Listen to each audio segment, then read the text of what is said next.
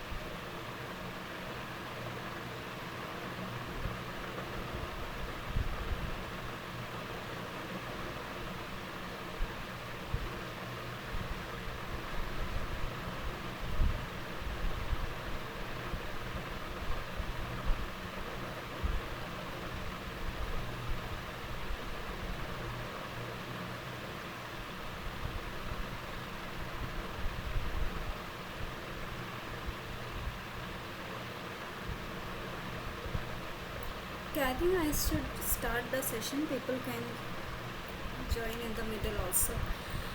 So, welcome everyone. Welcome to the live session for the course Introduction to Semiconductor Devices.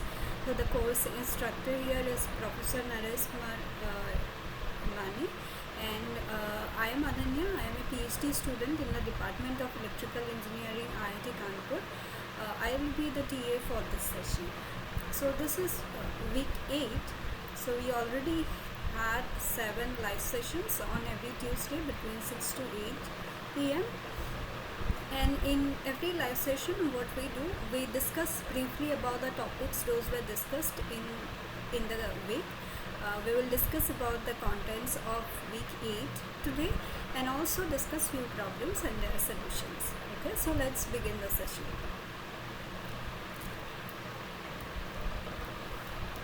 So what were the topics covered in this week? This week is also continuation of the previous week. We are discussing about MOS capacitor. So this is a very important topic because next we will discuss about MOSFET, and you know that MOSFETs are these are the basic building block of semiconductor industry. So we are focusing a lot in this MOS capacitor and MOSFET in these topics. So we discussed about MOS capacitor in earlier 2-3 weeks, I guess, and in this week what we discussed mostly about the non-idealities in MOSFET. So initially when we discussed about MOSFET, we considered it as an not MOSFET, MOS capacitor. We considered a ideal MOS capacitor. What are the conditions for ideal MOS capacitor? First is that there is no difference between the Fermi level of metal and Fermi level of semiconductor. There are no interface charges in in the insulator, and the insulator is a perfect insulator. There will be no current conduction, no charge transfer through the insulator. And there are few also other ideal conditions that we have considered. You can go through. I don't remember which week, but probably in week 6 or 5 we discussed about these things. Today we will discuss about the non-idealities of MOS capacitor.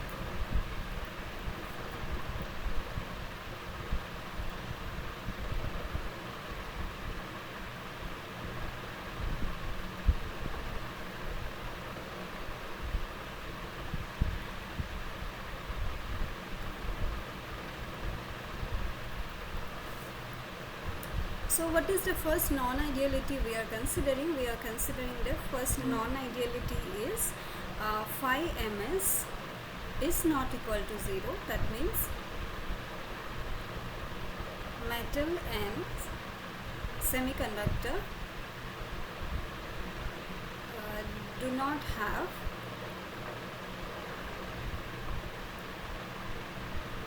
equal Fermi levels.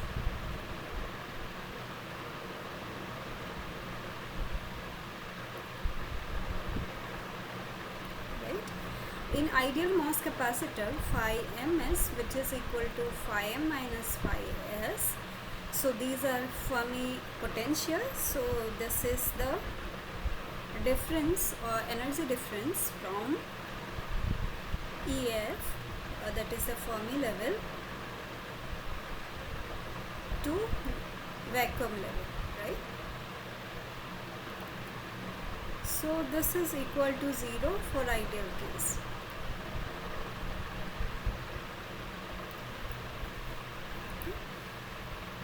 Now there can be two cases, like phi ms can be either less than 0 or greater than 0. Okay, we will discuss considering it as a NMOS capacitor which has a p-type semiconductor substrate. So the energy band diagrams will be like this.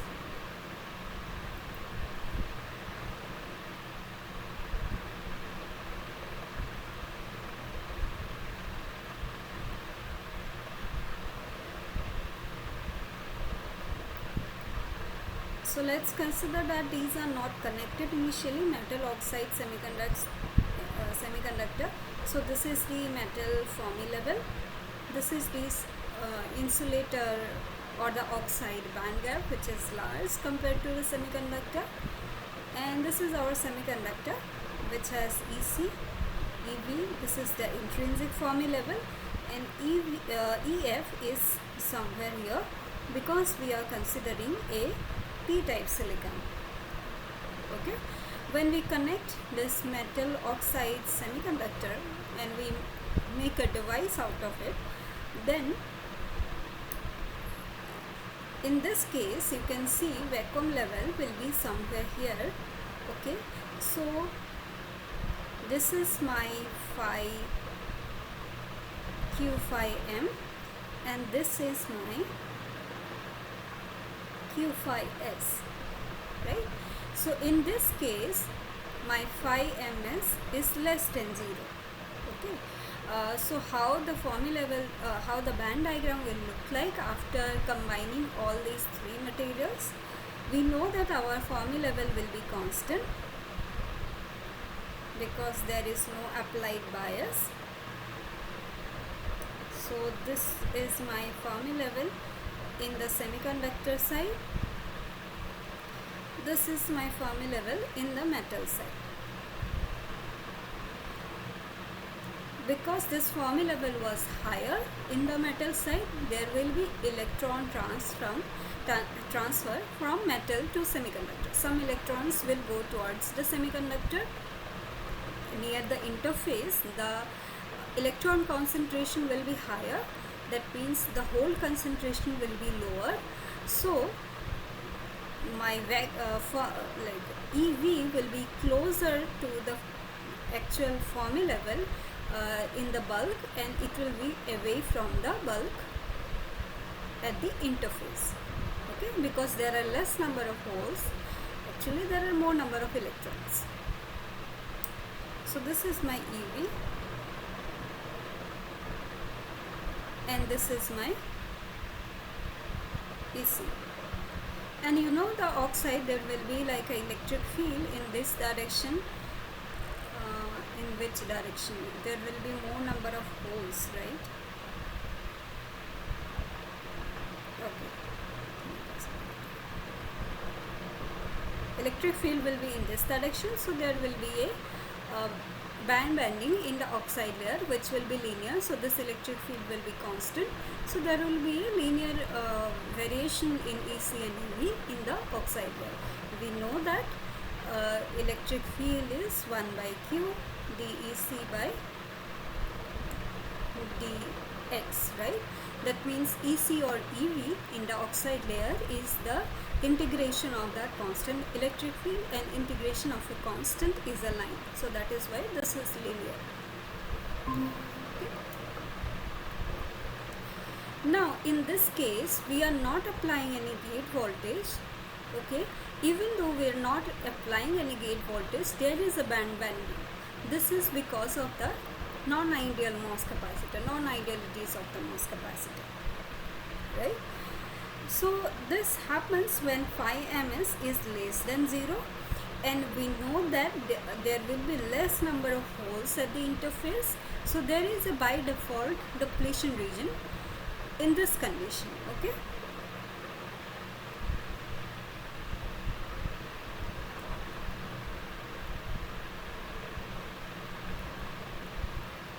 Depletion region without any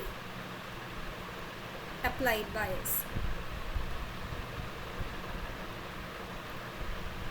Similarly, if we consider a p-type silicon and we consider that means we are considering an NMOS capacitor and our phi ms is greater than 0, in that case you can draw the energy band diagrams and you will get that in that case we will get some accumulation of holes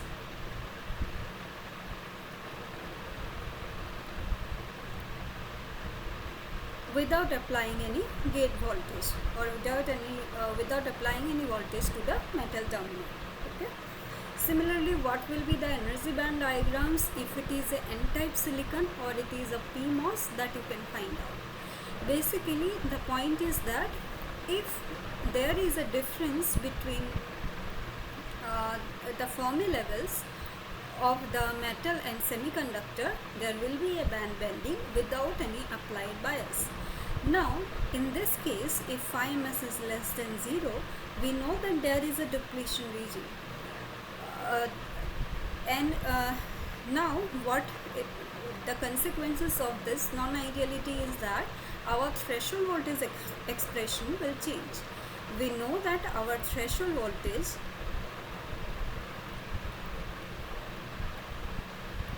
expression for ideal case was Vt was minus Q depletion by COX plus 2 phi f, right? What is threshold voltage?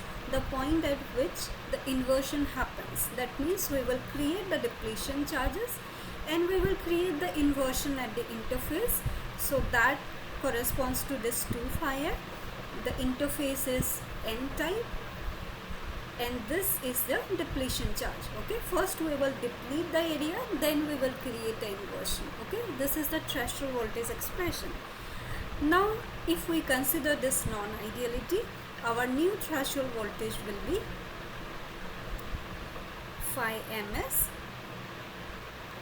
minus qd by COX plus 2 phi, right?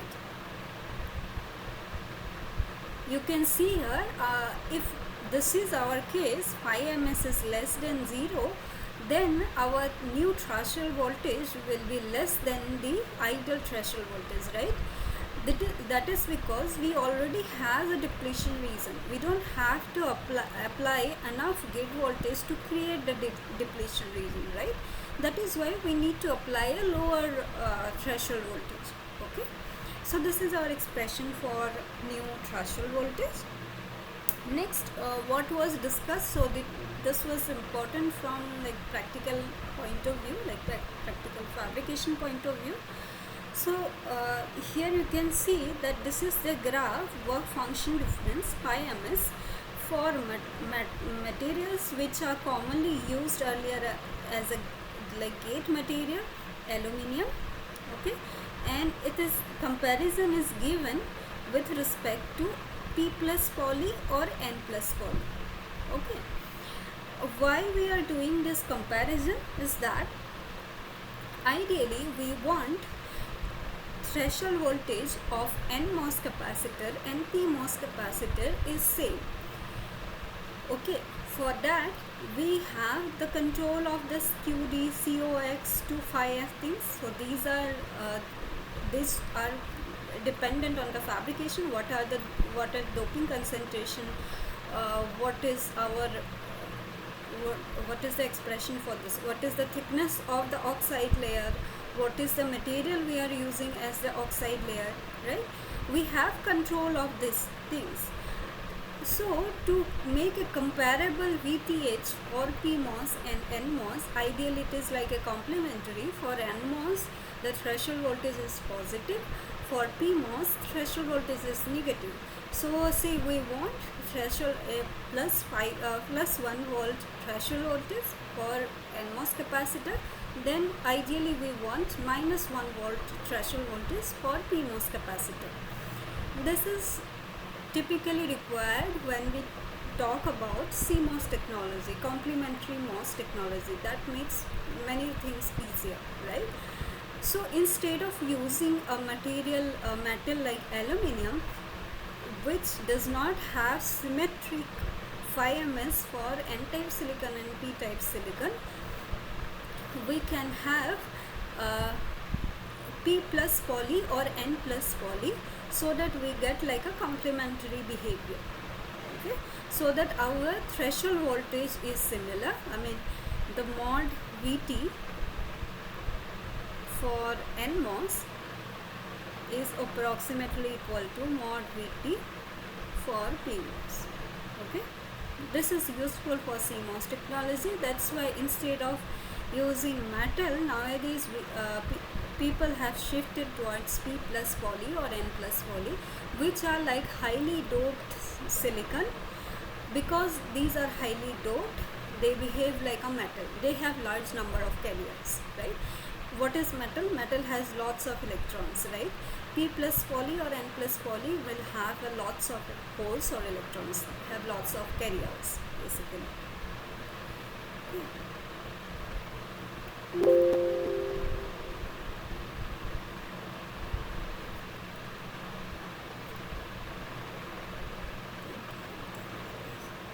Next non-ideality that we have discussed is the interface and fixed charges.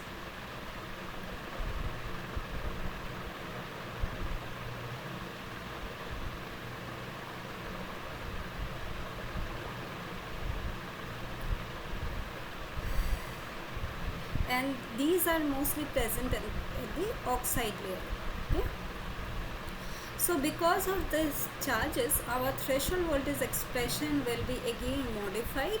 What is the new threshold voltage expression? So phi ms minus qi by cox minus qd by cox plus 2 phi f, right? So this part is for our ideal case, and this phi ms minus this is the fixed or interface charges. We are not considering individually all of these charges. We are like taking a combined effect of it. So these two are known as the flat band voltage. Okay.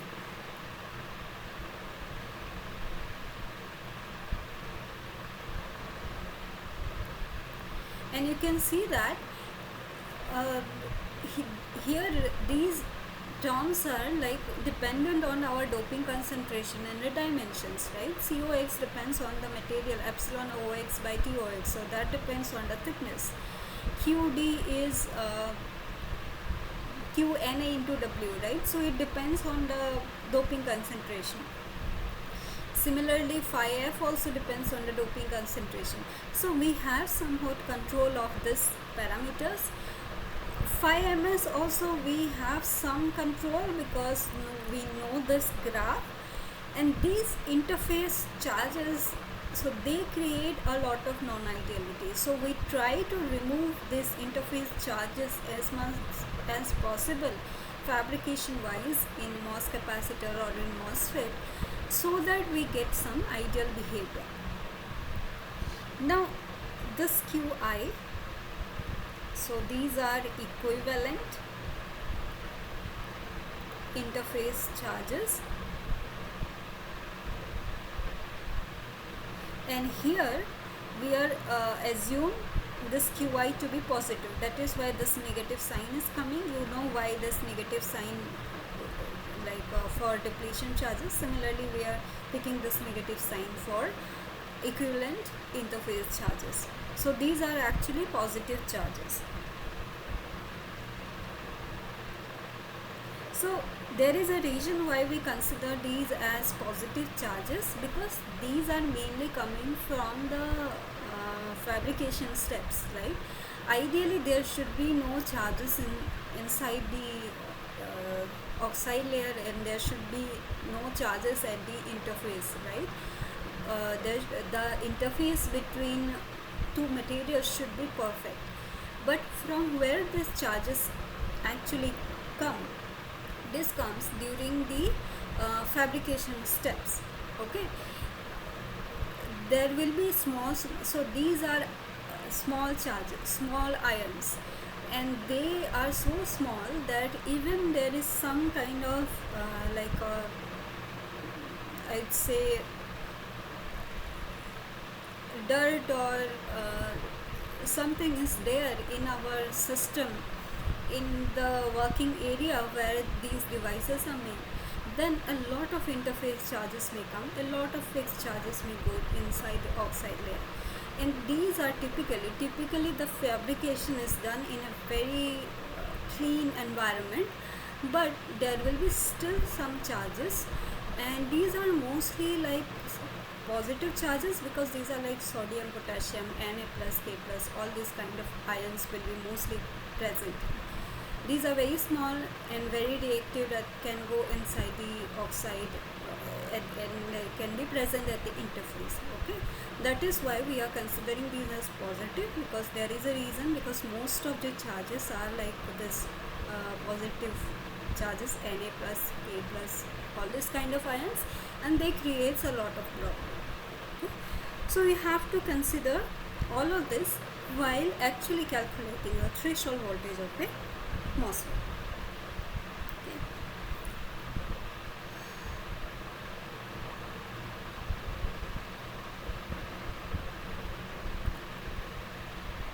So how this interface charges will look, say without the connection of the metal oxide semiconductor. So this is the oxide layer, MOS. This is my metal Fermi level. This is my semiconductor Fermi level. This is EV, EC. If there are some positive ions at the interface of the oxide layer, that will repel the holes from the interface, right? So near the oxide semiconductor interface, this area will be depleted by holes when we make the connection. So my energy band diagram after making the connection of metal oxide semiconductor layer will be something like this. My interface will be less positive, okay, it is like less negative. So I have my EV like this, I'll have my EC like this. Okay, this is my EF, this is EFN. Again, there is a linear gradient in EC and EV of the oxide layer that is coming from the electric field. Okay. Now what happens? Normally because of this positive charges, there is a band binding happens. So this is again depletion of holes. So our actual threshold voltage will be slightly lower because we don't have to apply enough gate voltage to create depletion. Okay.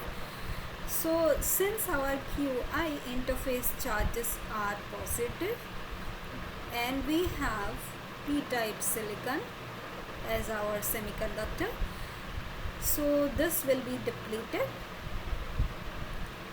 Okay, and our threshold voltage, the actual threshold voltage will go down compared to the ideal case. Okay, that is why again this negative charge, negative sign is coming. Okay, if there are positive charges, this will go down, our threshold voltage will go down. Okay. So as of now we are considering these two non-idealities when phi ms is not equal to 0 and there are interface and peak charges, and how we compensate this non-idealities in our threshold voltage expression by adding another term in the threshold voltage that is known as the flat band voltage. Okay. Now this about this CV characteristics of MOSFET I have discussed briefly in the last week live session when I was discussing some topic, some question. Okay, because this was discussed in the this week also, so I will go through this again very quickly. Suppose we have a structure which is metal, oxide and semiconductor. Okay, p-type silicon, I am considering NMOS, and we do this CV measurement. Okay, capacitance versus voltage measurement. What is this voltage? Whatever the voltage we apply to the metal terminal. So how we apply this? We apply a small signal which is a sinusoidal signal, and we also apply a gate voltage which is the DC voltage. So we basically superimpose a AC signal on top of a DC signal. Okay.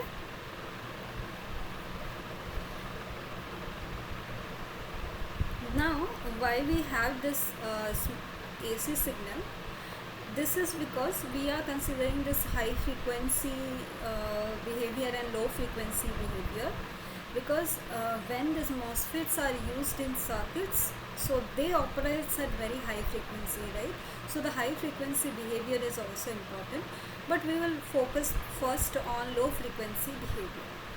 So what happens in low frequency behavior? This is the capacitance versus gate voltage graph. Okay, where is my cursor? Okay, so this VZ is actually this combination of these two. Okay, this is given in that book. This is from this treatment book. Okay, this CI is the insulator capacitance. This is we are considering as COX. So what happens in accumulation? So this I was discussed earlier, so let's go to the next slide. The total capacitance in a in a MOS capacitor has these two combinations. Okay, total capacity. First one is the oxide capacitance.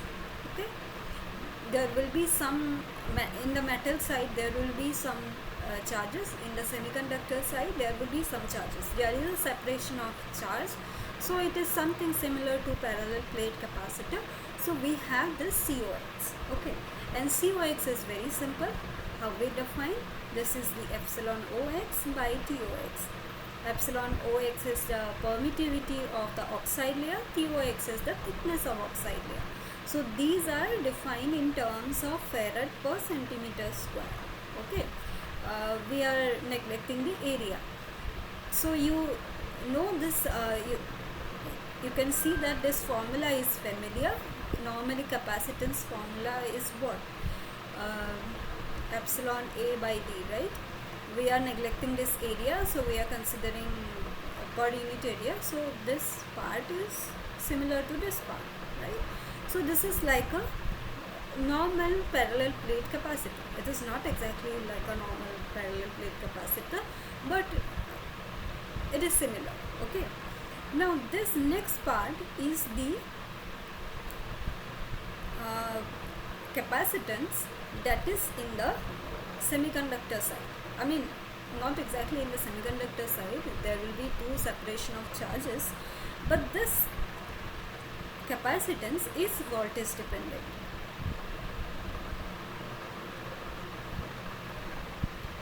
Okay, we know that another formula for capacitance is equal to Q equal to CV, right? So C is equal to Q by V. Now, why this is voltage dependent? Earlier we discussed about how the interface charges near the in the semiconductor side, how the charges changes with respect to different applied voltage, with respect to different. So we, if you remember, we have this graph Qs versus phi s, okay, surface potential. So because depending on the voltage, say we are applying positive voltage, then there will be depletion and inversion, and if you are applying negative voltage, then there will be accumulation of holes in the semiconductor side. Depending on that, we will have different kind of charges, and the amount of charge that will depend on the applied voltage. Okay, so that is why we have this voltage dependent capacitance. Okay, and this we get from the slope of Qs versus phi s point. Okay, this was discussed in the last week. So to find the capacitance, we will do this dq by dv kind of. Okay, that is basically the slope. Okay. Now total capacitance will be 1 by Cox plus 1 by Cs. Okay. What happens in accumulation?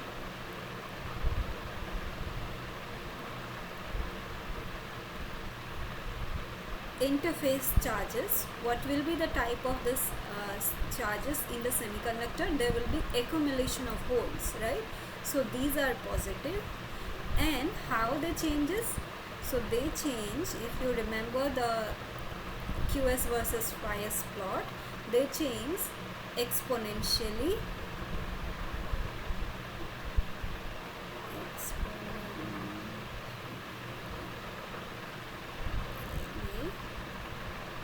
With phi s or Vg. Okay, phi s is related to Vg because our total gate voltage is like whatever the voltage drop in the oxide layer plus phi s. Okay, voltage drop in the oxide layer, voltage drop in the semiconductor. That is what we are applying. Okay, total voltage drop should be same as the applied voltage. So they change exponentially. That means my dq by dv value will be very large. So we have a very large capacitance.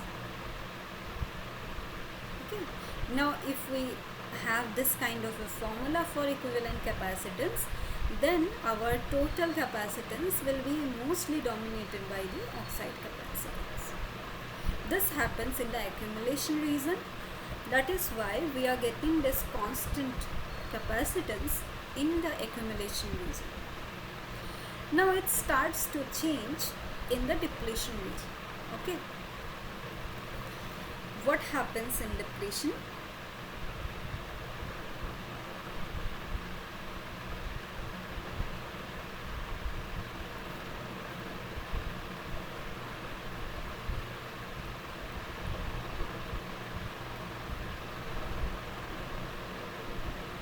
Again, if you remember this graph, charge versus surface potential in the semiconductor side, in that side actually QS varies, uh, it has a square root dependency, square root of voltage. Okay, it has this kind of a dependency. That means the charge is, I mean, the number of charges are not very high. I mean, this has an exponential dependency when it is in accumulation region. Now there is a dependency, but it is not very large. Okay, it has a square root dependency with the voltage. Okay. So there will be some dQs by dV in this depletion region, and we can find out the exact total capacitance based on this formula. And if you look at the graph carefully of this QS versus phi-s and see how the C will vary, then you will see that we get a graph like this. This starts to decrease because overall capacitance starts to decrease from COX. Okay. Now there will be a point for which we will get maximum depletion rate.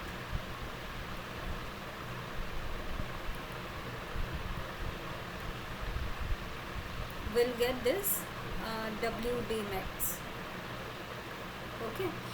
We know the formula how we can find this WD max.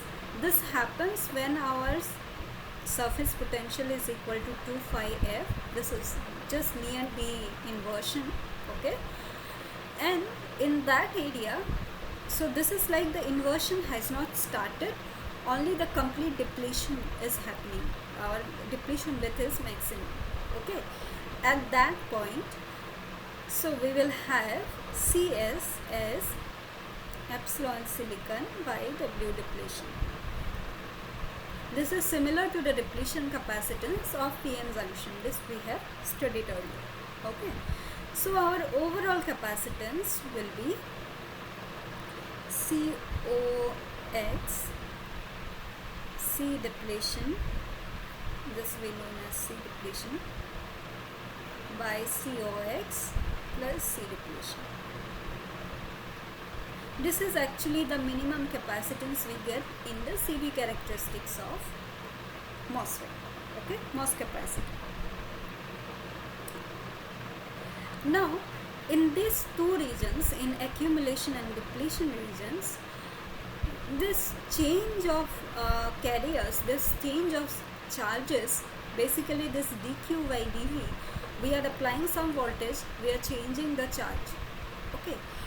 These charges are majority carriers. In this case, this is accumulation of holes. This is depletion of holes. So holes are the majority carriers in p-type silicon. So the whole phenomena is happening because of majority carriers. That is why this process is very fast. Okay. Like even if we are applying a very high frequency signal, or you can say that even if you are changing this voltage, this dV with a very fast rate, there is enough time to change this dQ. Okay. But what happens in case of inversion? In inversion, these charges are mainly the inversion charges, which are electrons for NMOS capacitor, right? So what happens at high frequency? We know that in this case also the charges in the semiconductor actually changes exponentially with voltage. Okay. So if the charges changes exponentially with voltage, so we have a condition similar to like this. We have our equivalent capacitance is almost equal to COX. That is what happens if there is enough time to create the inversion. Okay, in strong inversion, if it is a low frequency, so this is the low frequency analysis. If it is a low frequency analysis, then our equivalent capacitance is almost equal to Ci or COX, right? But what happens at high frequency? So there will be not enough time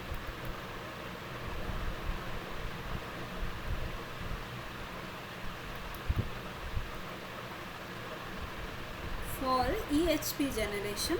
So how this inversion charges or the electrons are coming? They are coming from electron hole pair generation, right? So there will be not enough time for EHP generation, and there will be not enough time for this electrons to move towards the interface, the oxide semiconductor interface, and create the inversion layer. There will be not enough time, and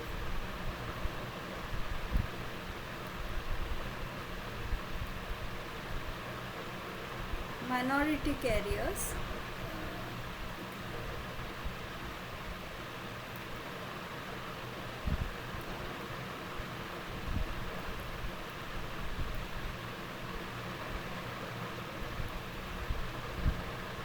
to move towards interface. So if there are no generation of charges, inversion charges, what are the equivalent charges we have now? We only have depletion charges, right? So our equivalent capacitance will be again this one.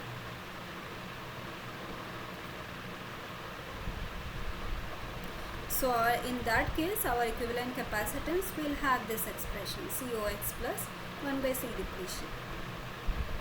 That is why at high frequency we get this graph. This is for high frequency. Okay. Whatever the minimum capacitance we have,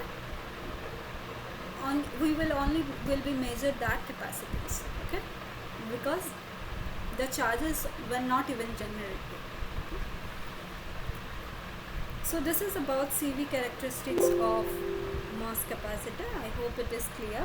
So we get a lot of information from the CV behavior. That is why this is very important. If you have any doubt, you can ask.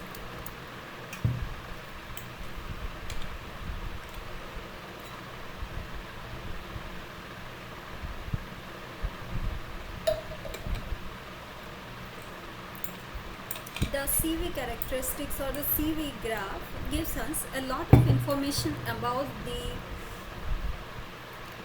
MOS capacitor. What are different parameters of MOS capacitor? Okay, so we'll discuss about that.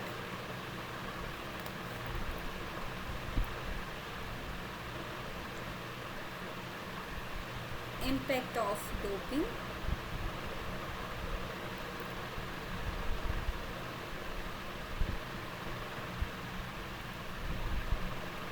Oxide thickness,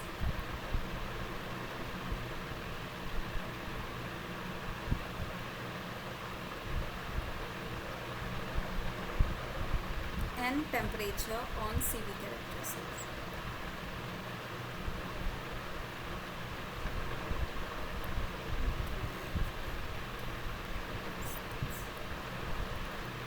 Okay.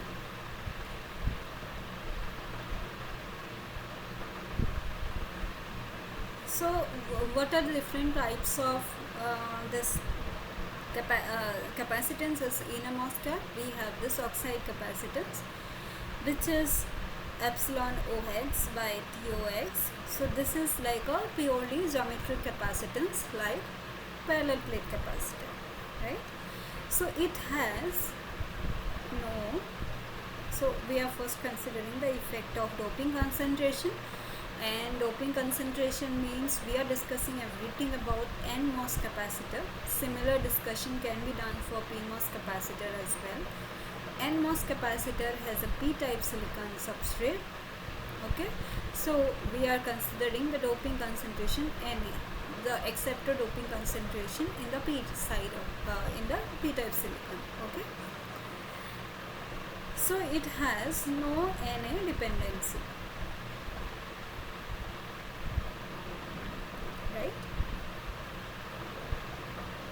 Now if Na increases, we have another type of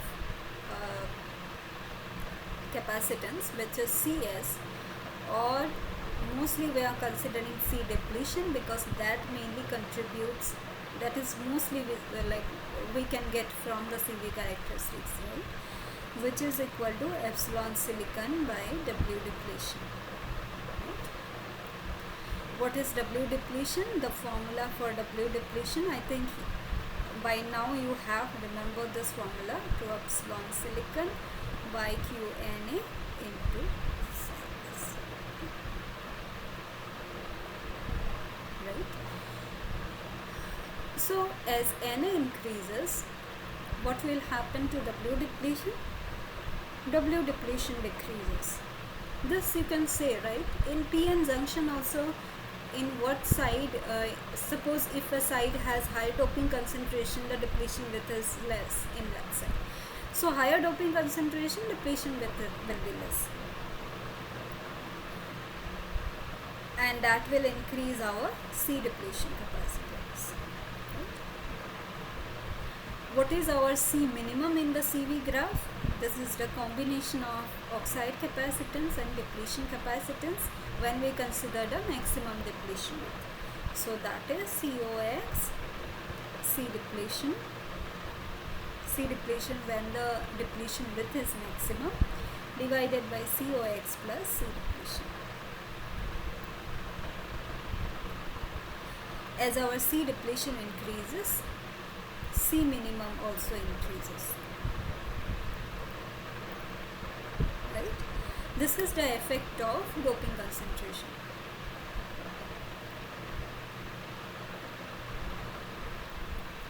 What is the effect of oxide thickness, TOX?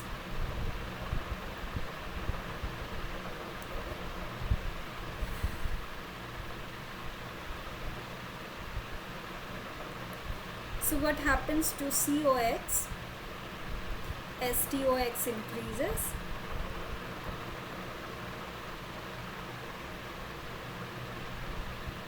COX decreases, right? This is straightforward.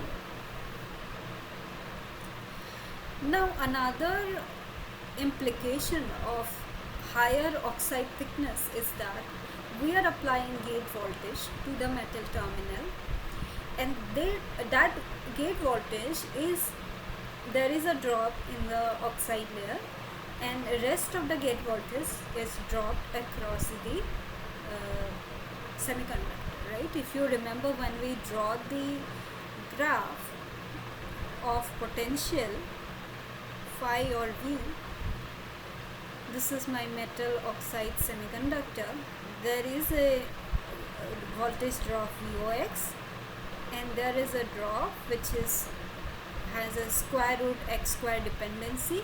So this drop was my VOX here, and this is my surface potential in the oxide layer, and this total voltage was my gate voltage. By looking at the graph, you can see if my oxide thickness is very large, that drop in the oxide layer will be also very large. Okay, this will decrease, and it will decrease to a very low value. So that total drop will be large. Okay, so this Vg is equal to Vox plus psi s. This will be, Vox will go high when Tox increases, right? That means my phi s goes down. What will be the effect of in the W depletion? So the expression is this one. W depletion also decreases, right? That increases my C depletion. Okay. So my C minimum, which has this formula, as C depletion increases, C minimum increases.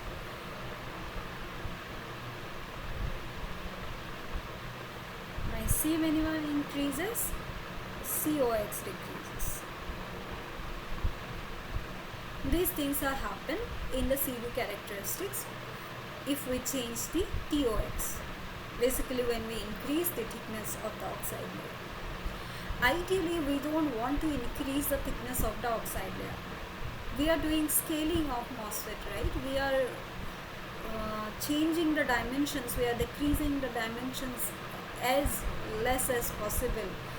People are trying to make this compact devices, compact circuits with so many transistors, so many MOSFETs within a very small area.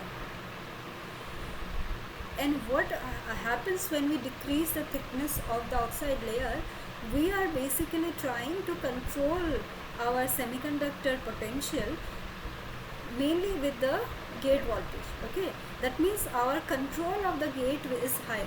We are applying higher gate voltage, we are getting higher surface potential. We don't want much drop in the oxide layer, right? So that is why we are decreasing the thickness. But what happens when we decrease the thickness? If the oxide thickness is very less, we have studied about tunneling of electrons when we are discussing quantum mechanics. If the barrier is very small, electrons can pass through. There is a finite probability of passing an electron if the barrier is very thin, right? So if the oxide thickness is very low, there may be electron transfer through this from metal to semiconductor or from semiconductor to metal. We don't want that. We want an insulator in between. So instead of trying to get a very thin oxide layer, what nowadays people are trying, this high K dielectric that has a higher epsilon OX value. Okay, so that overall our COX is higher, but we can still have a very thin layer of oxide. Okay.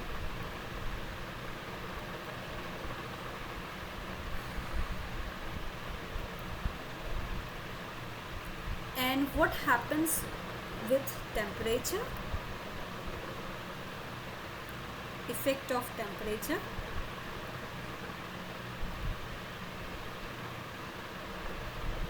Effect of temperature is mainly observed in the high frequency analysis. Okay, so what we have discussed, that we have, if this is voltage, this is my capacitance, it has a certain value of capacitance which is COX in the accumulation region when my voltage is negative. When my voltage is positive, it depletes, we get a minimum depletion value. And if we are trying to do a high frequency analysis, then there will be not enough time to create that inversion charges. So my overall capacitance remains same, whatever my C minimum. Okay. Now, if temperature increases, what will happen? There will be more EHP generation.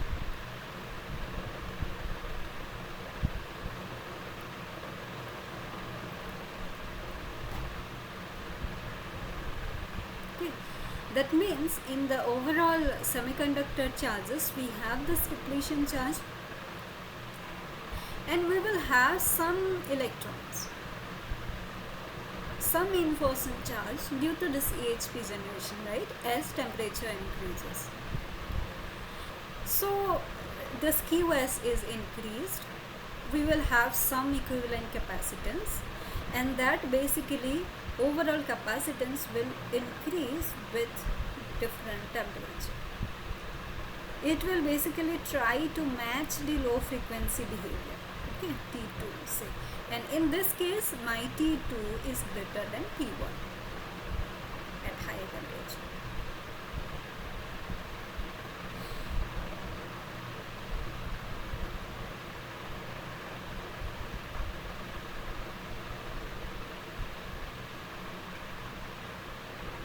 So this, in this direction, T is increasing.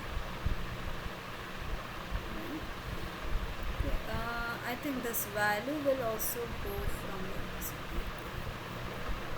This is basically happens that the EHP generation will be more, and there will be the overall graph will be more closer to the low frequency analysis. So these are the effects of doping concentration, thickness, and temperature. And you know that there were few problems, those were discussed by Professor Imani, that Based on the CV characteristics, we can find out many information like doping concentration, thickness, all this information we can find out.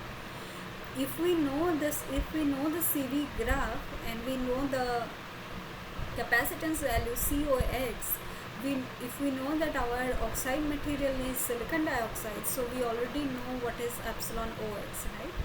Thickness of the MOS capacitor we will be able to find out from that. Why it is important? So this thickness we are talking about nanometer range thickness. Okay, there are options to see in nanometer, right? We can use an electron microscope, but without like making a cut of it, without breaking the device, if we just take the CV characteristics and we find out the COX without doing any damaging, we can find out the thickness of the oxide layer.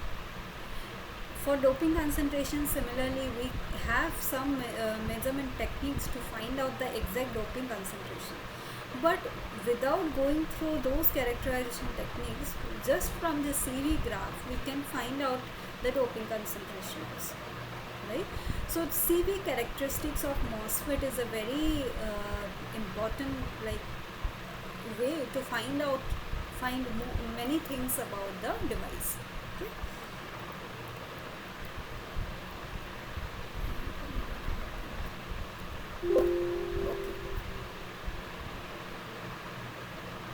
So let's move to the questions.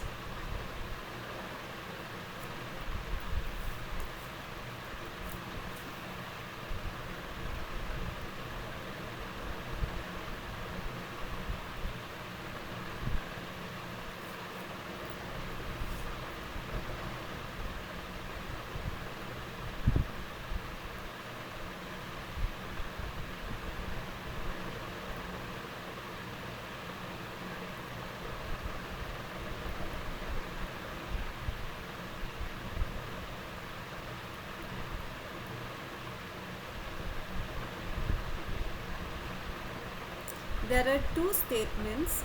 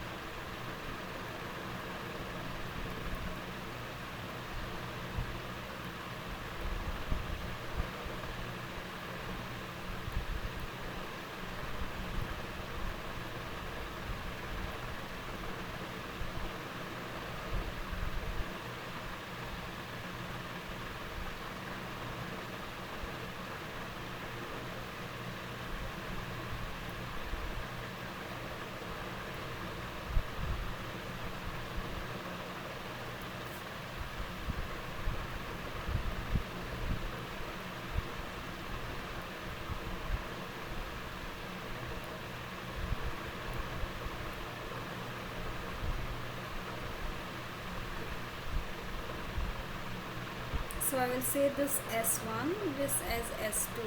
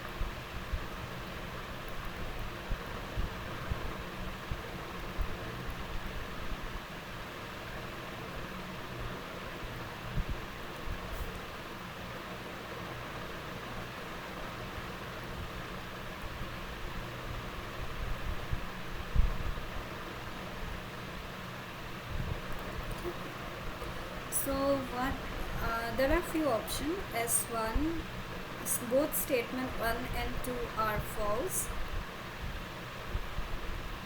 Option B is S1 is true and S2 is false. Option C is S1 is false, S2 is true. Option D is S1 and S2 are true. So what is the correct answer?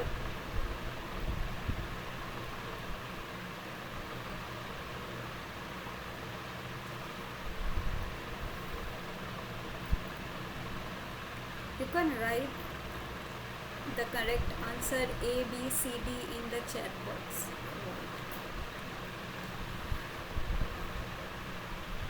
So in CV characteristics, in the strong inversion region, which is measured at higher frequency, the capacitance of MOS capacitor, whether it is larger or smaller.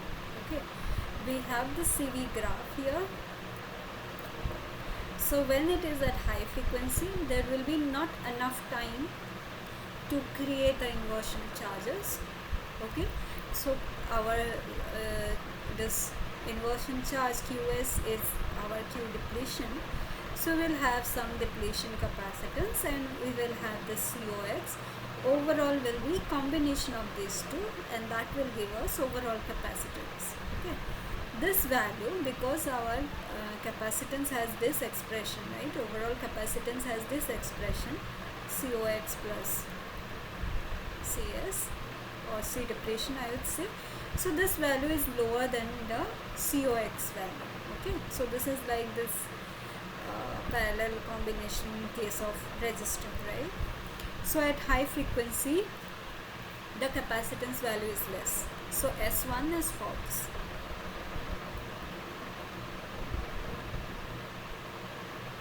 And S2, at low frequency, there is enough time for generation of carriers in the depletion region and movement of charges. So this is true, and because of that, we get large semiconductor charge. QS is very large. So overall capacitance is dominated by COX. Okay, so that has some higher value. So the correct answer is C.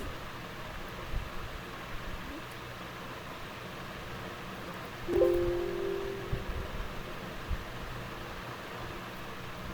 go to the next question.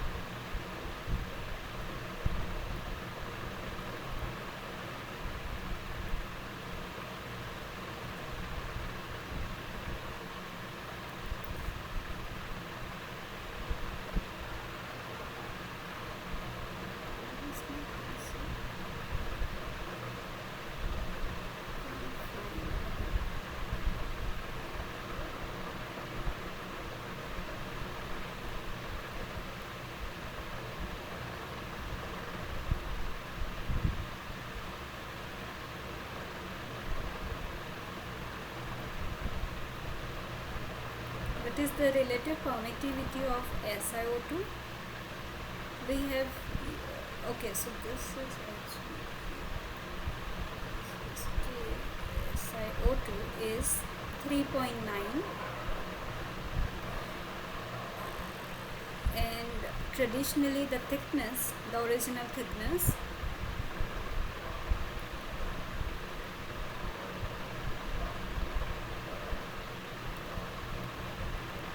is 10 nanometer. The question is, calculate the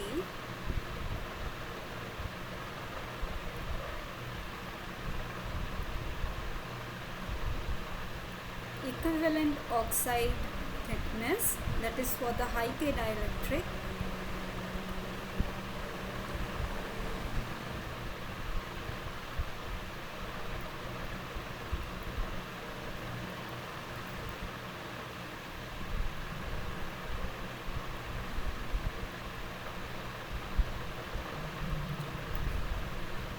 is used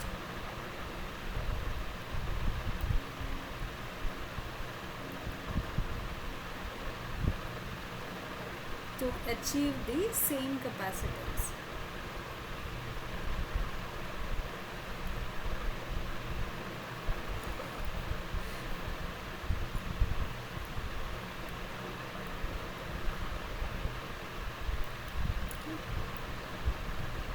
Options are 26 nanometer, 39 nanometer, 64 nanometer, 100 nanometer.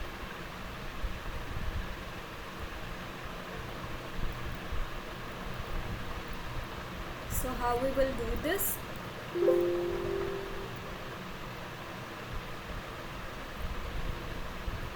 We are given that our oxide capacitance is same, right?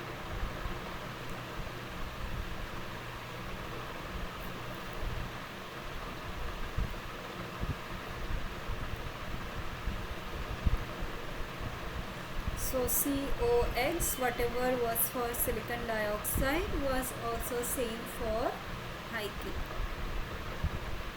So that means my epsilon OX by TOX, that is for silicon, is same as epsilon high K by T of.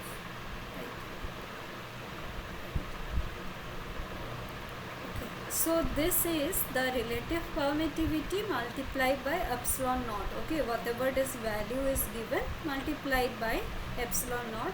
We know that in terms of farad per centimeter, that value is 8.85 into 10 to the power minus 14 farad per centimeter, right? And we'll have this epsilon naught value this side also, so that get cancelled. So what we have to find out, the equivalent capacitance thickness of the high K dielectric. So we need to find this one. So the high K will be epsilon high K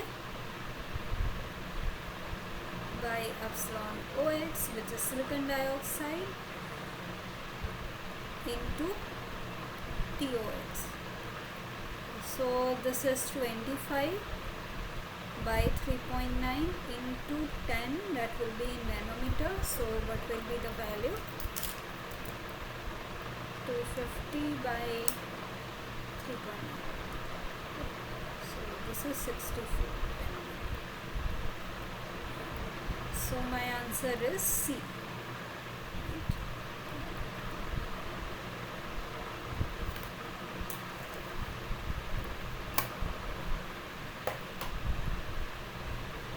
So you can see here, if it is 10 nanometers, so that may be like a very thin barrier for electron. Okay, it may be even less than 10 nanometer. But suppose we want same kind of behavior, same kind of oxide behavior, and we are using high K, then you can go for thicker oxide layer. In this case, this is 64 nanometer. So this is like a much bigger barrier for electron. Okay.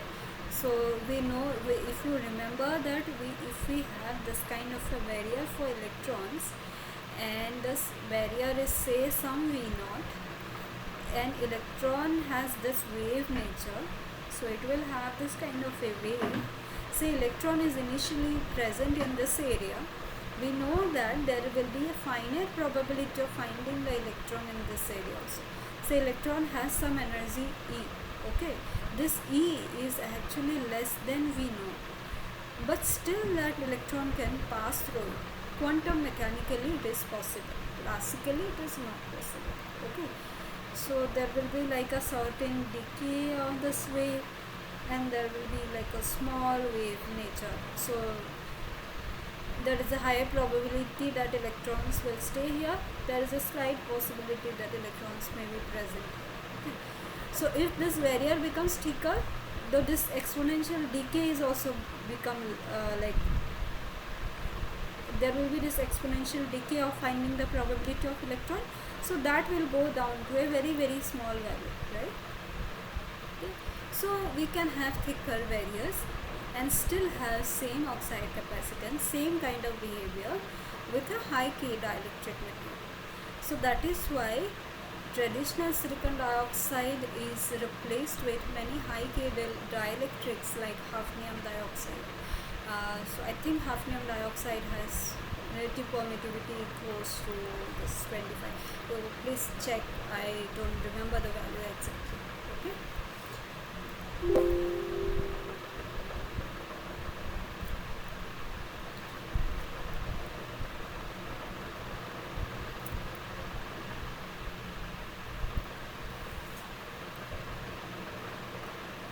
Next question.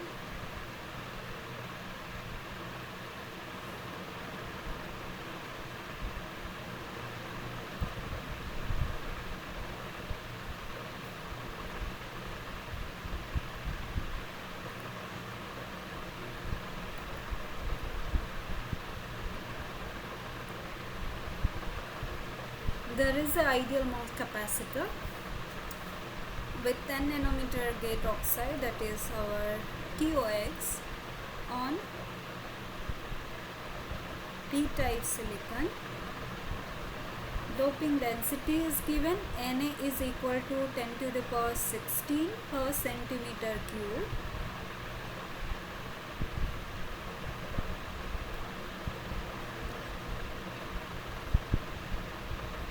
Include the effects of lead band voltage. I don't know why it is given, because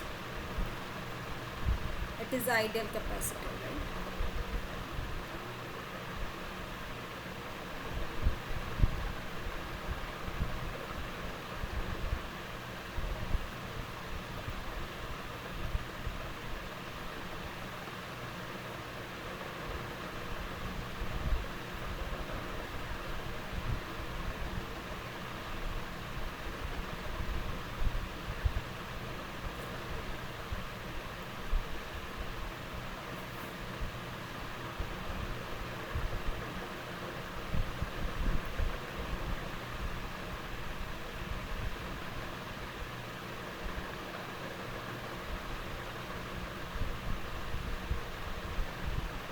Okay, so ideal means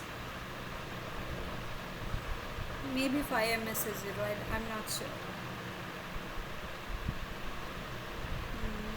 Oxide fixed charges of 5 into 10 to the power 10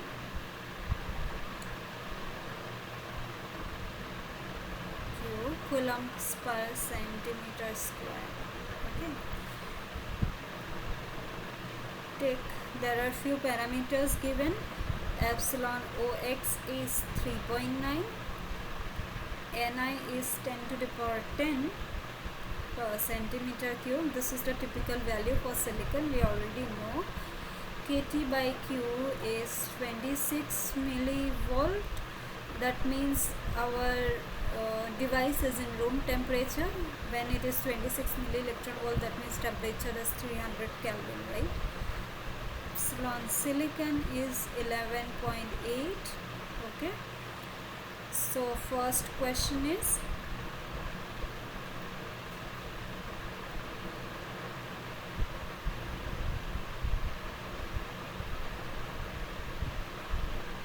calculate the maximum depletion width. Okay. There are few options. 1 micrometer. Option B is 0.306 micrometer. Option C is 5 micrometer, and option D is 2 micrometer.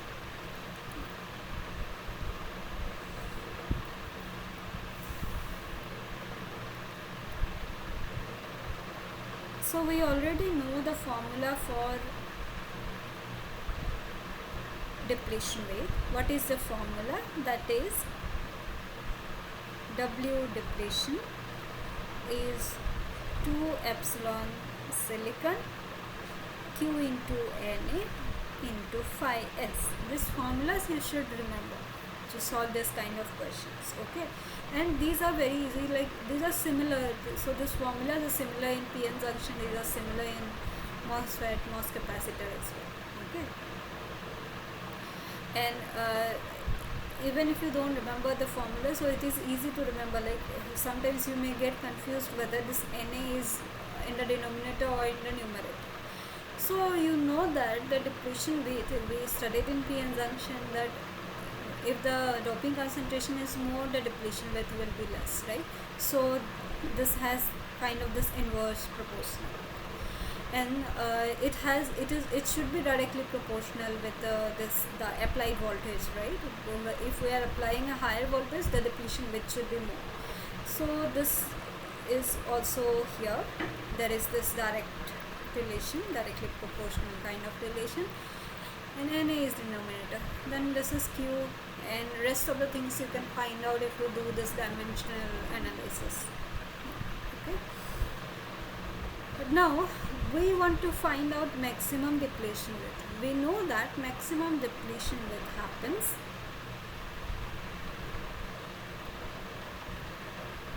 when our surface potential is equal to 2 phi. Okay, after that, even if our surface potential increases, that does not change our depletion rate. Okay, so even if we are applying more voltage than the threshold voltage, then what it will do? It will create more and more inversion charges. It will not increase the depletion rate. Okay, so that is why we will have the maximum depletion width when our phi s is equal to 2 phi. Beyond that point, the extra surface potential, whatever that will be, that will create more and more inversion charges. Okay, so our maximum depletion width will be when 2 epsilon silicon by QNA into 2 phi. Epsilon silicon, we know Na is given to us 10 to the power 16. We want to find out phi f. Okay, what is the formula for phi f? What is phi f basically? So this is the difference between EI and EF, right? Okay, so this is KT by Q, because we are finding it in terms of volt.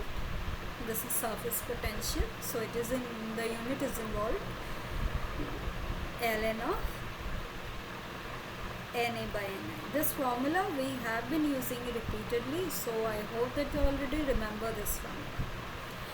So this is 26 millivolt Ln of 10 to the power 16 by 10 to the power 10. So this value will be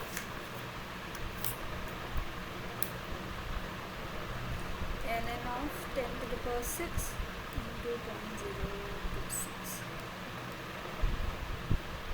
This is approximately equal to 0.36 watt. So what will be my W depletion? So 2 into 11.8 into 8.85, everything I am considering in centimeter, into 2 into 1.36 divided by Q is 1.6. I don't have much space, but so into 10 to the power 16. So what will be this value?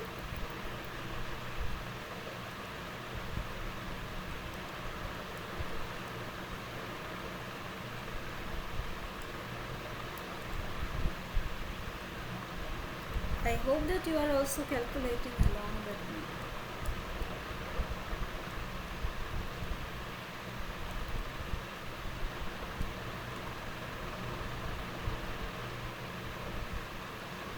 So this is 3.06 into 10 to the power minus 5 centimeter. In terms of micrometer, this will be, so this is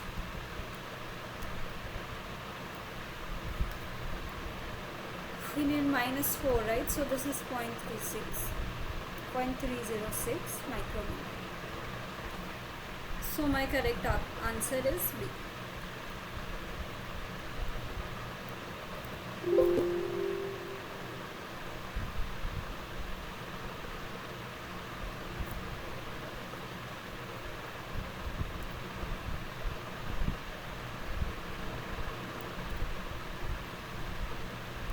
Next question is a follow-up question from the last one.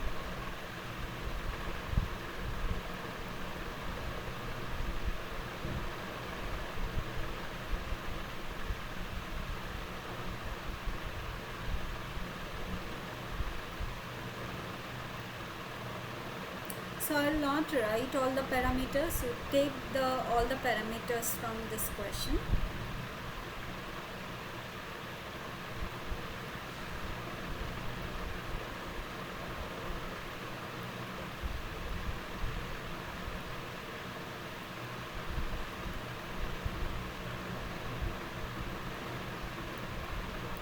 So we have Na as 10 to the power 16 per centimeter cube. Fixed charges is 5 into 10 to the power 10 cube. So this has to be multiplied with charge. Coulomb per centimeter square. Epsilon OX is 3.9. Ni is 10 to the power 10. KT by Q is 26 millivolt. And epsilon silicon is 11.8.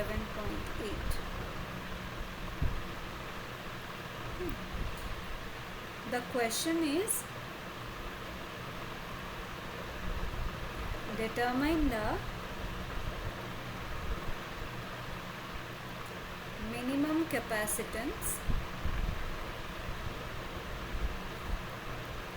in farad per centimeter square. These are 3.15 into 10 to the power minus 8. B is 5 into 10 to the power minus 10. C is 2 into 10 to the power minus 5. D is 3 into 10 to the power minus 3. Now I will solve this question. Please do the calculations along with me, because I often make mistakes with dimensions while doing this calculations. So what is C minimum? This is this is like a combination of 1 by COX, oxide capacitance, plus depletion capacitance. So my C min is COX, C depletion, COX plus C depletion. So COX, we are considering everything in per unit area because we have to find it in farad per centimeter square. This is epsilon OX by TOX. TOX was given to us Okay, so 10 nanometer gate. Okay. So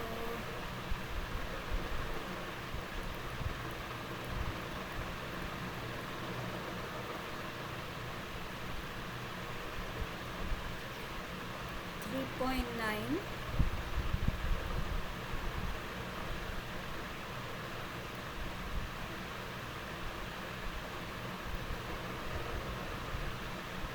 minus 9, so minus 7 in terms of centimeter I am writing. Okay, so this value will be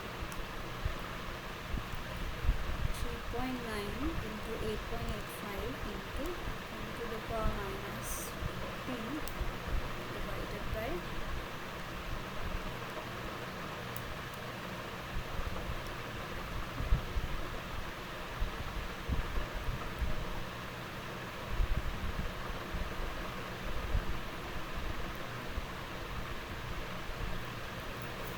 I hope that I am doing it correctly.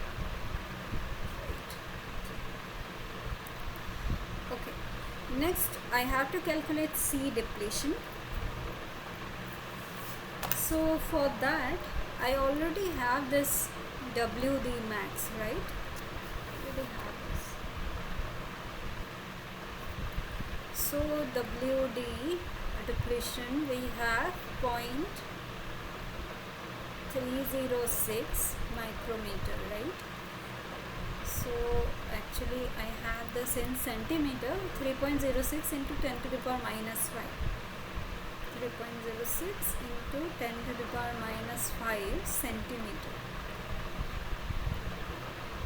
So my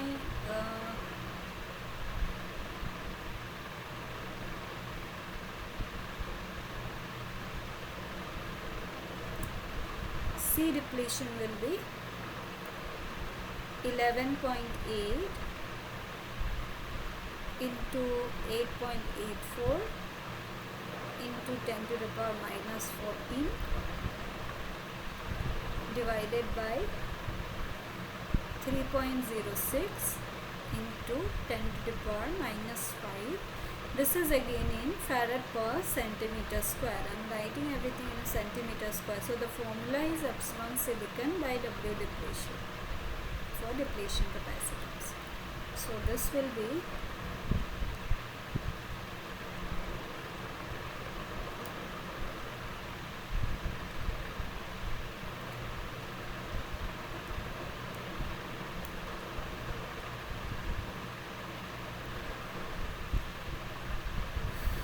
3.41 10 to the power minus 8 farad per centimeter square. Now my this value will be, I will use COX and C depletion, so what will be this value? 3.45 into 10 to the power minus 7 divided by 3.45 into 10 to the power minus 7 plus 3.41 minus 8. Okay. So this is 3.1 into 10 to the power minus 8 farad per centimeter square. Okay. So there is this, when I have this kind of a combination, always the value that has a lower numerical value that dominates, right? We know this is true if there are two parallel resistors. Okay, whatever the resistor has lower value, that dominates.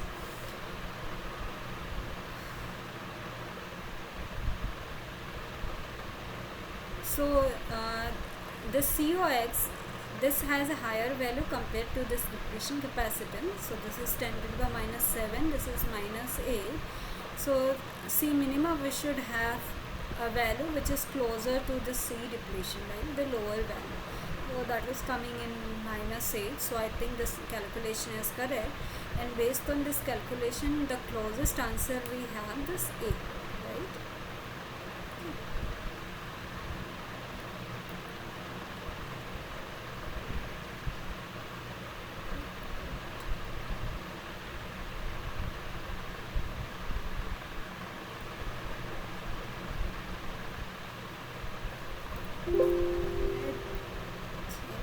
is clear. Next question.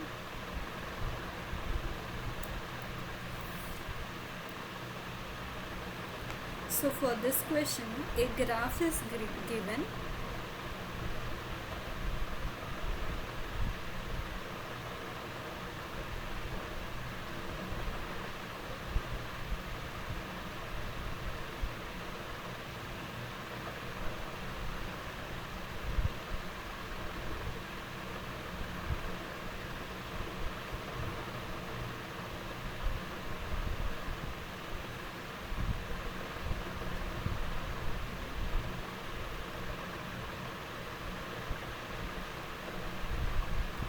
This is describe, okay?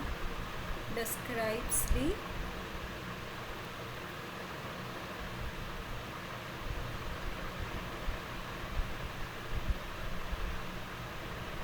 effect of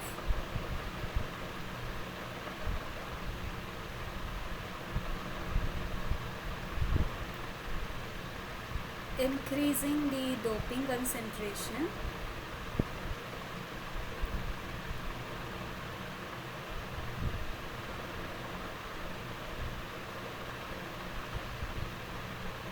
Na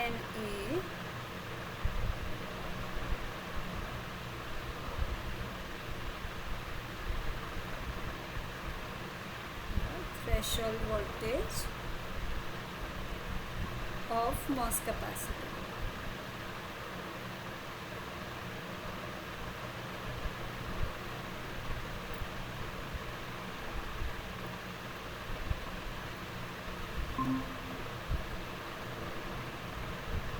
So we have this CV graph.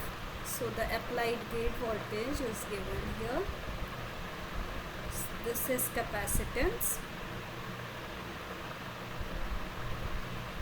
So this is a high frequency graph. So the measurement was done at high frequency. That is why the graph looks like this. Okay. So this is some doping concentration Na. Here the doping concentration is some Nb, and here the doping concentration is some Nc. So this is my 0 voltage, so this is -1, -2, this plus 1. So you can see for Nc value, the threshold voltage is something like will be somewhere here for this doping concentration, and the doping concentration as the doping concentration is changing, the threshold voltage is also increasing. So based on this graph, what is the correct option? So option A is Na greater than Nb, the doping concentrations are increasing in this order. Next option is Na less than Nb.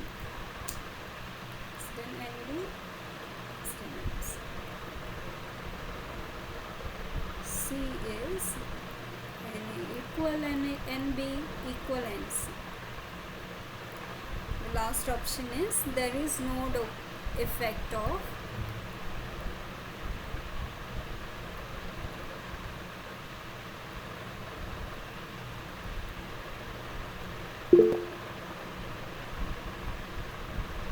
answer is A. Okay.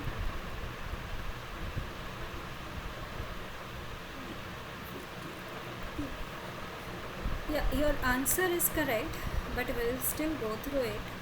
See why. Okay. So what are the things that are dependent on Na? Okay. So a threshold voltage expression is minus Qd by Cox plus 2 phi f, right? So Cox is, it does not depend with doping concentration, right? So phi f depends on doping concentration. This Qd also depends on doping concentration. Phi f expression is Kt by Q N of Na by Ni. QD, which is the depletion charge, that obviously depends on the doping concentration. What is QD? In our case, if it, so by looking at this graph, we can say that this is a NMOS capacitor because our threshold voltage is positive, right? So we have an expression this. And what is this W? So QNA into W, right? Total depletion charge. We have this charge distribution, right? We have this QND. This is in X. There will be no charge in the oxide layer, and there will be this positive charge in the metal, right? Plus Q. So this is my metal, oxide, silicon. So this total charge, which is negative, which is the multiplication of QND, which is this maximum value, and this is my depletion rate. That of course depends on the applied gate voltage. Okay, we are not considering the gate voltage at this point. So this W, what is the expression for W? 2 epsilon silicon by QNA into 5s. So what happens here in the threshold voltage COX, it does not depends on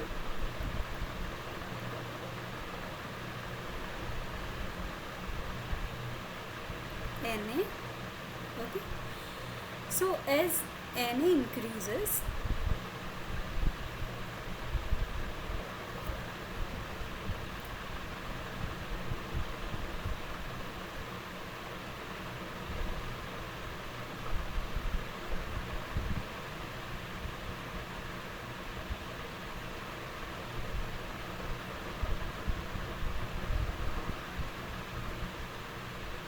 so here in the graph you can see that my overall the C minimum, that value is also increasing, right? So because there are too many Na terms, so we can look around, like we can consider this value, like our C minimum is increasing in this case.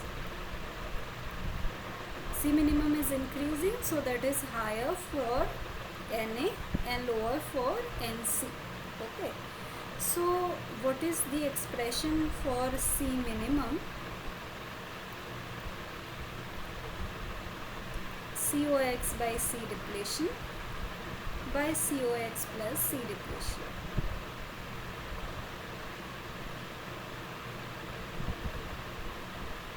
Right? We will look from these two sides. Okay, so as our Na increases, my W depletion decreases, right? As Na increases, my W depletion decreases, and that basically implies there is an increase in depletion capacitance. So this depletion capacitance is epsilon silicon by W depletion, right? So as my C depletion increases, my C minimum is also increases. So based on that, my doping concentration Na is higher than doping concentration in B and then doping concentration Nc. Okay.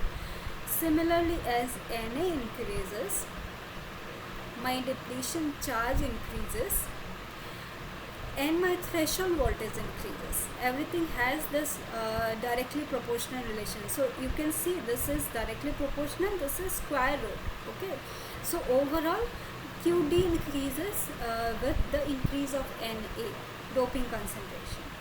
So as my doping concentration increasing, my threshold voltage is also increasing. So based on that also we can say that the highest doping concentration is for this graph, for Na doping concentration. So this is my correct answer.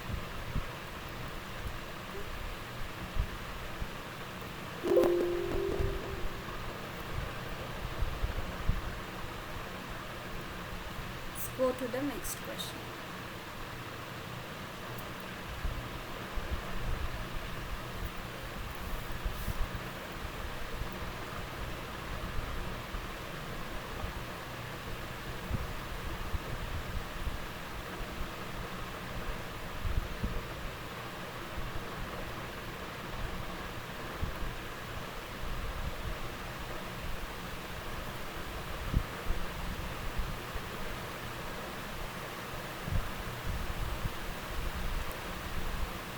which of the following statements best explains the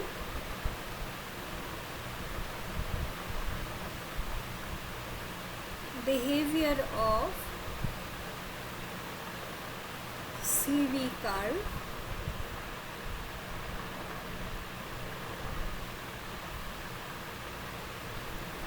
as the doping concentration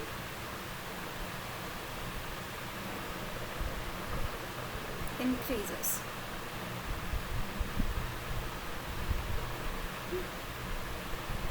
We can take the graph given in the last question. Okay, so the statements are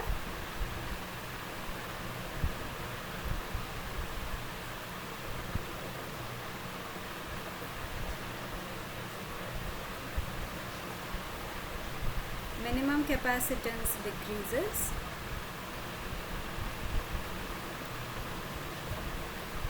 and the curve shifts towards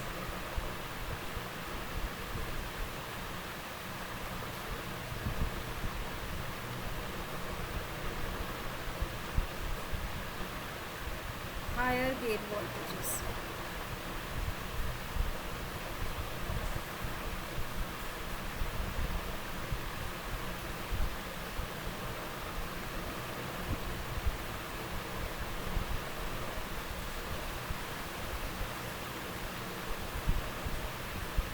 Minimum capacitance increases,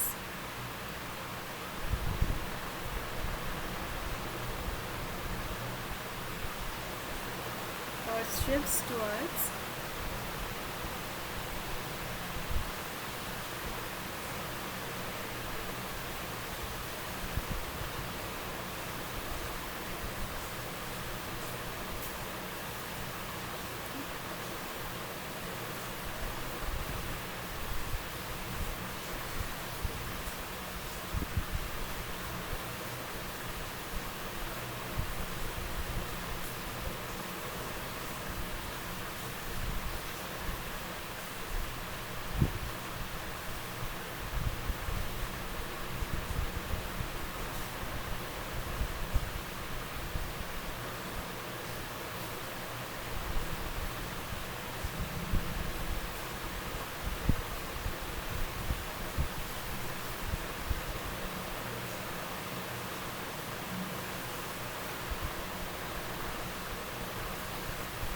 there is one more option. I don't want to write because we already know what is the correct answer.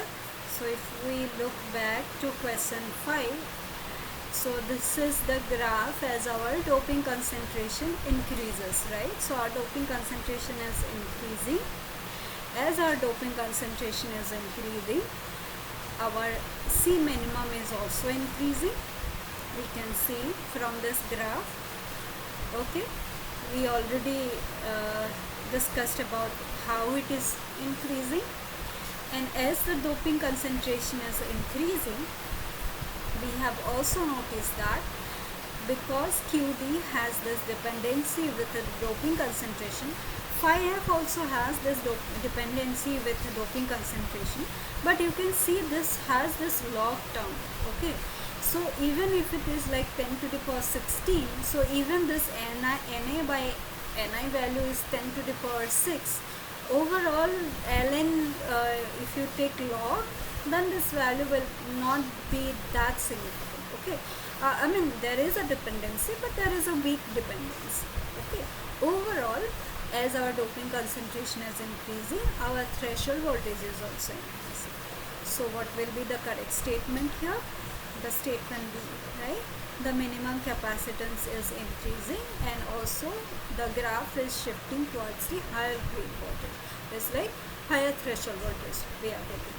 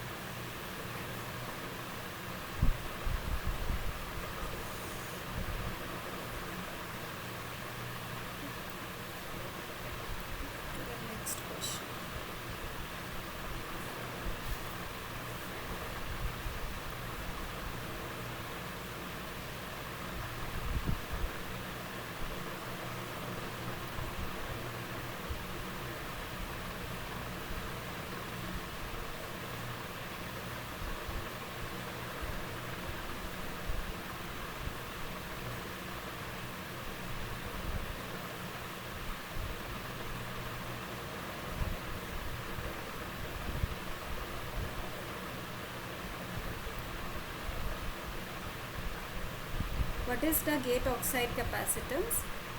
We were given epsilon silicon dioxide is 3.5, so this value is directly given, farad per centimeter, and area is equal to, area of the MOS capacitor is equal to 1 into 10 to the power minus 4 centimeters.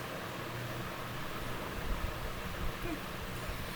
We are given this CV graph that has been done at higher frequency. This is my gate voltage. This is the CV graph. This value is given as 7 picofarad and this value is given as 1 picofarad. So this kind of a graph we typically get when we do the CV measurement. Now what are the information we get from this kind of a graph? You can say that, so these are positive voltage, these are negative voltage.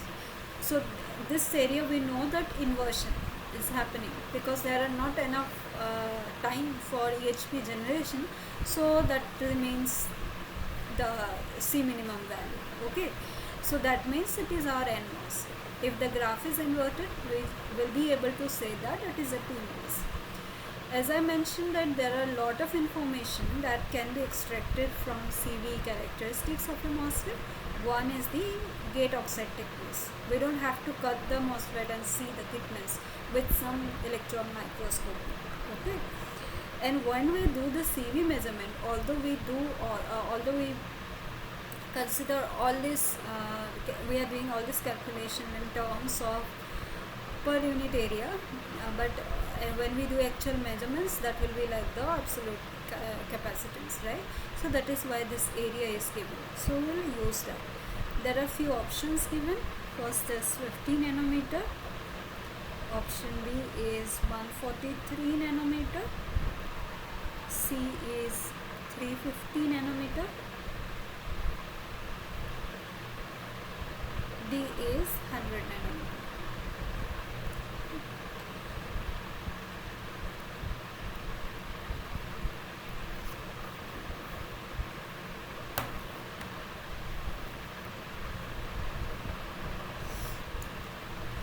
So we know that this value is our COX, right? COX, which is epsilon OX by TOX into area. This value is given as 7 picofarad. Epsilon OX is given here. You have to be careful with the units. 3.5 into 10 to the power minus 13. TOX we have to find. Area is 10 to the power minus 4. Everything is in centimeter.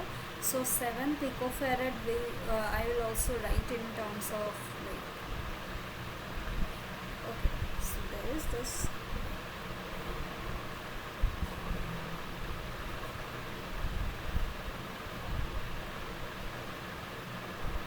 Okay, so this is capacitance, so I don't have to worry about whether I will use centimeter or this thing. I will just use convert it to farad, okay, because this is farad per centimeter, this value is. So what is pico? Nano is 10 to the power 9, pico is 12, right?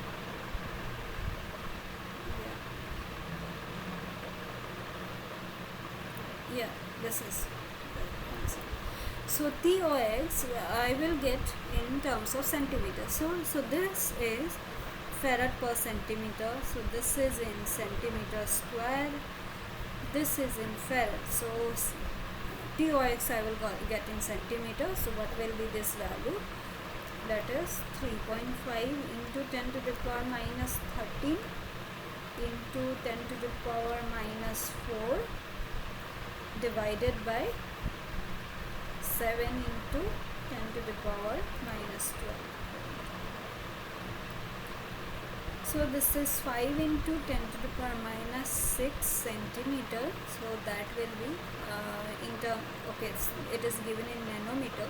So this has to be minus 7. So this is 15 nanometer. Okay.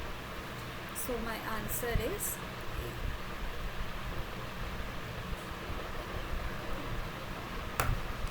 A. In the graph, C minimum is also given to us, so we can find out other information from the graph also, right? We already know COX, we can find out C depletion also. Okay.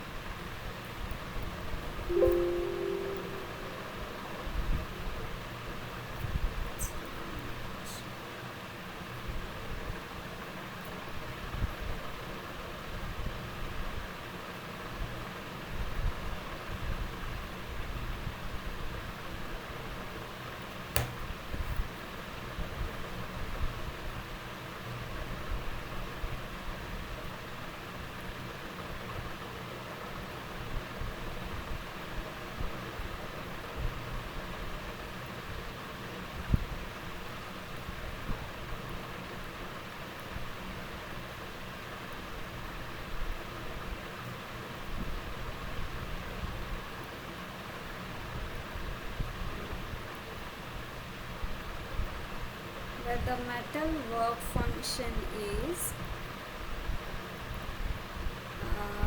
this is easy, okay, 4.1 eV, and the electron affinity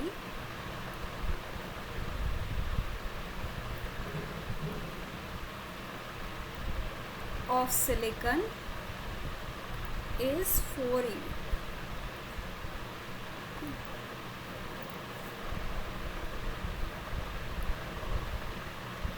EC minus EF is given to us as 0.9 eV.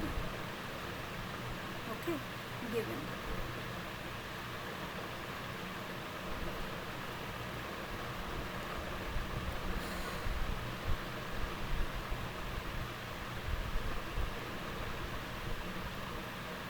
What is EC? It is the conduction band minima.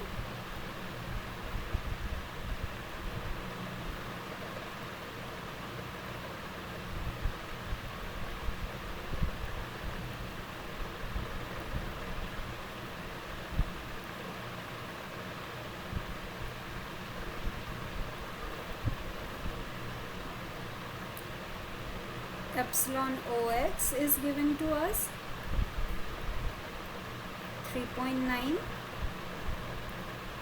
Epsilon naught, we already know those values. Farad per centimeter. TOX is given to us 0.1 micrometer, and Q, electron charge, is 1.6 into 10 to the power minus 19 coulomb. If the measured threshold, a flat band voltage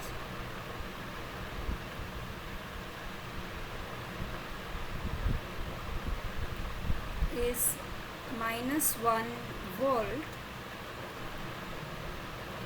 then the magnitude of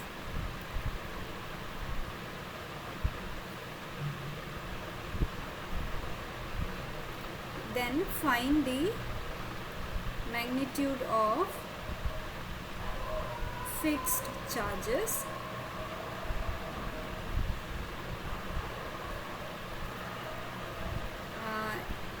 fixed charge at the oxide semiconductor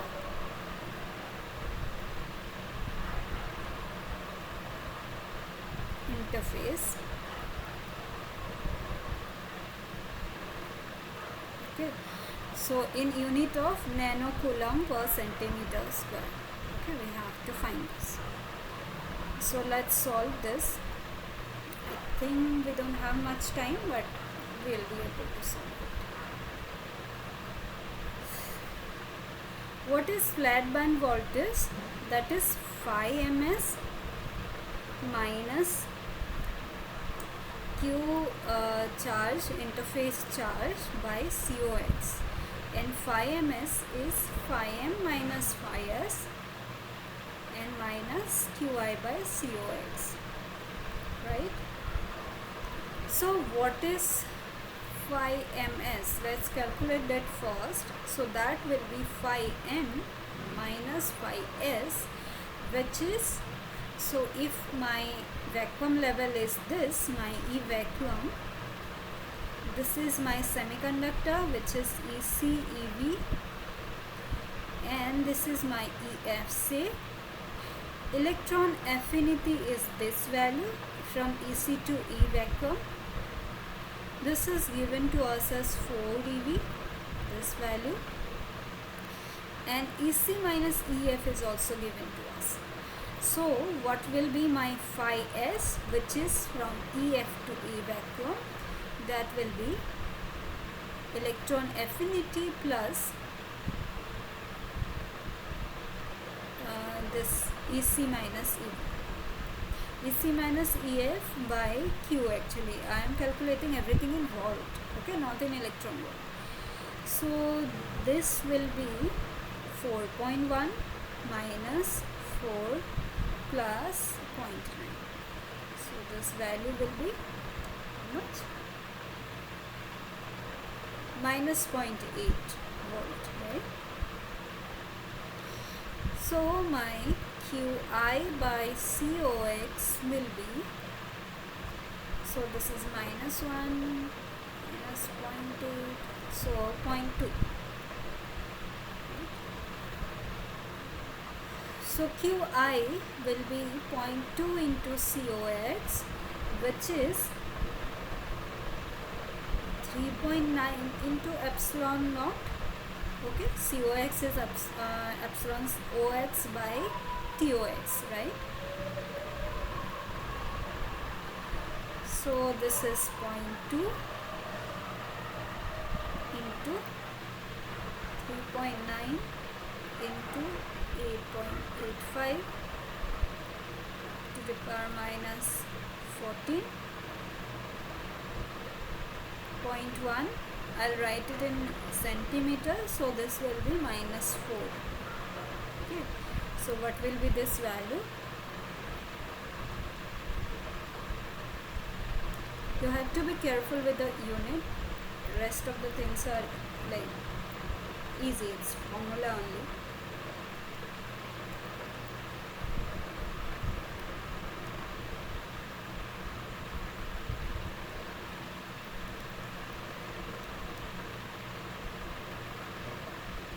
So this is 6.9 into 10 to the power minus 9. What is the unit? So these are charge, right? So charge per centimeter square, coulomb per centimeter square. So what will be the answer in terms of nano coulomb per centimeter square? So answer is 6.9 nano coulomb per centimeter square. Now this is the answer in terms of coulomb per centimeter square. If the question is how many number of charges are present, then you have to use this Q. Okay, so you have to multiply with Q to find out the number of charges. Okay, so number of charges multiplied by Q is Qi, so you have to divide it. Okay, it's like that. So what will be that? So that will be like 6.9 into 10 to the power minus 9 coulomb divided by 1.6 into charge of one charge, right? I mean the coulomb value for one charge minus 19. So that is 6 into 10 to the power 10. That many number of fixed charges are available per centimeter square area. Okay. I hope this calculation is okay, and there is no doubt. So it's almost time. If there is any doubt, any quick doubt you can ask, otherwise I will stop the session here.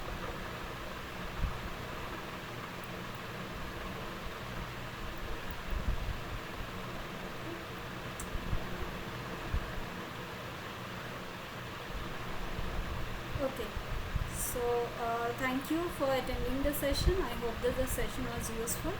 Let's meet in the next week.